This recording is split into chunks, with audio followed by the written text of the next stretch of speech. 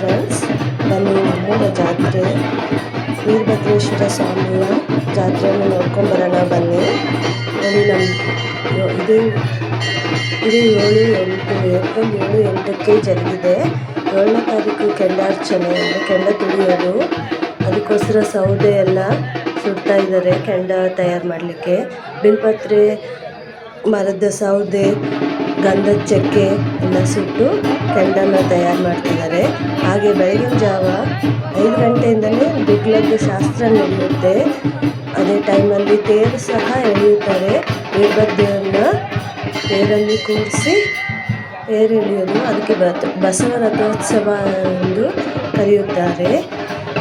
ದುಗ್ಲ ಎಲ್ಲ ಸುಮಾರು ಹೆಣ್ಮಕ್ಳು ಹರಕೆ ಹೊತ್ತು ಒಂದು ದಿವಸ ಮುಂಚೆಯಿಂದಲೇ ಉಪವಾಸ ಇದ್ದು ಹೌದು ದುಗ್ಲ ಹೊರೋ ಶಾಸ್ತ್ರ ನಡೆಯುತ್ತೆ. ದುಗ್ಲ ಅಂದರೆ ತಲೆ ಮೇಲೆ ಒಂದು ಮಡಿಕೆ ಥರ ಇರುತ್ತೆ, ಅದರಲ್ಲಿ ಬೆಂಕಿ ಹಚ್ಕೊಂಡು ತಲೆ ಮೇಲೆ ಹೊತ್ತು ದುಗ್ಲ ಹೊರೋದು. ಅದರಿಂದ ಏನೇ ನಮ್ಮಲ್ಲಿರೋ ದುಷ್ಟಶಕ್ತಿ, ನೆಗೆಟಿವಿಟಿ, ಅನಾರೋಗ್ಯತನ ಏನೇ ಇರಲಿ ಅದು ಹೋಗ್ಲಾಡಿಸುತ್ತೆ ಅನ್ನೋ ಒಂದು ನಂಬಿಕೆ. ನೋಡಿ, ಎಲ್ಲ ತಲೆ ಮೇಲೂ ಆ ಥರ ಮುಟ್ಟಿಸ್ತಾ ಇದ್ದಾರೆ. ಚಿಕ್ಕ ಮಕ್ಕಳು, ನಮ್ಮ ವಯಸ್ಸಿನವರು, ವಯಸ್ಸಾದವರು ಎಲ್ಲರೂ ಅದನ್ನು ತಲೆ ಮೇಲೆ ಮುಟ್ಟಿಸ್ಕೊಳ್ತಾರೆ. ಅದರಿಂದ ದುಷ್ಟಶಕ್ತಿಯ ಹೋಗ್ಲಾಡುತ್ತೆ ಅನ್ನೋ ನಂಬಿಕೆ.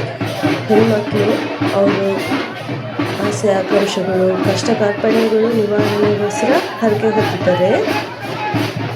ಇದನ್ನು ಹೊತ್ತು ತೇರು ಎಳಿತಾರೆ.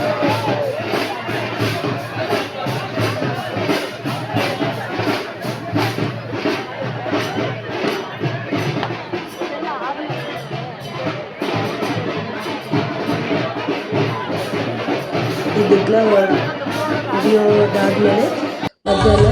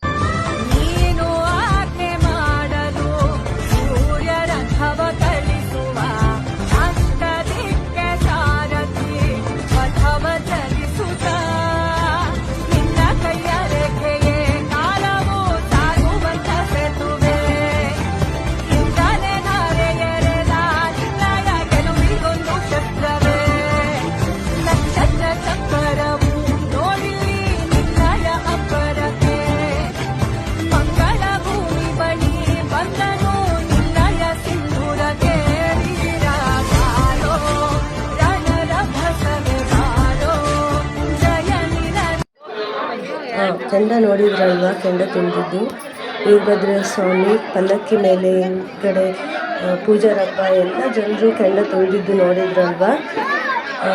ಇದು ನಮ್ಮೂರ ತೇರು. ಬುಧವಾರ 8ನೇ ತಾರೀಕು ಸಂಜೆ ತೇರು ಎಳಿತಾರೆ.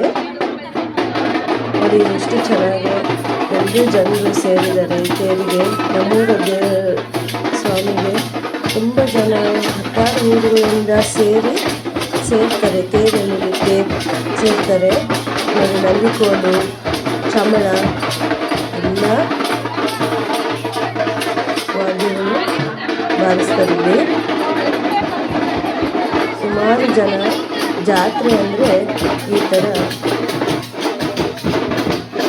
ನಡೀತಾ ಇರುತ್ತೆ.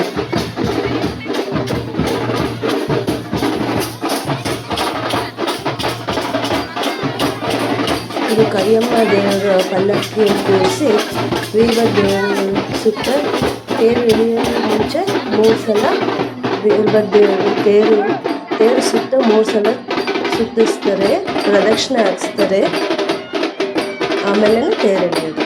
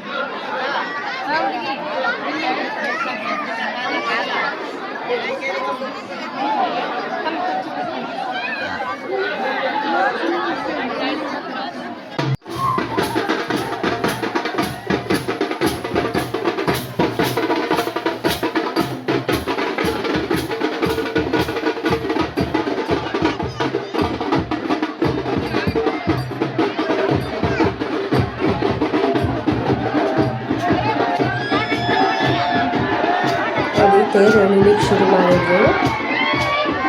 ಎಷ್ಟು ನಿಜ ತುಂಬ ಅಲಂಕಾರ ಮಾಡಿ ಸ್ವಾಮಿಗೆ ನಮಗೆಲ್ಲರಿಗೂ ನಮ್ಮ ವಿಡಿಯೋ ನೋಡೋರಿಗೂ ಅಲ್ಲಿ ನಡೆದಿರೋ ಎಲ್ಲ ಜನರಿಗೂ ನಮಗೂ ಎಲ್ರಿಗೂ ಒಳ್ಳೇದು ಮಾಡಲಿ ಅಂತ ಕೇಳ್ಕೊತೀನಿ ನಾನು.